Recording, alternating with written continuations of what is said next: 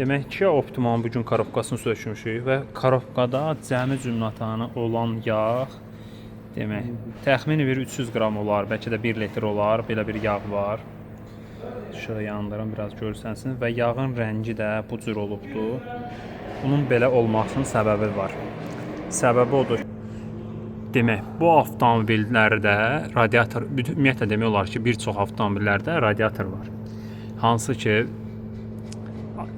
karobkanın yağını soyutmaq üçün olan radiator. Bu da əsas radiatorun içərisində yerləşir 90% hallarda. Və bu radiator sıradan çıxdığına görə maşında olan antifriz qarışıbdır karobkanın yağına.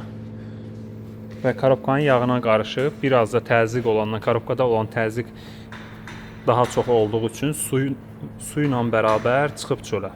Yəni ona görə də hal-hazırda bu karobkanın içərisində 1 litr maksimum yağ qalıb və o da yağ artıq isti şokolada dönübdür.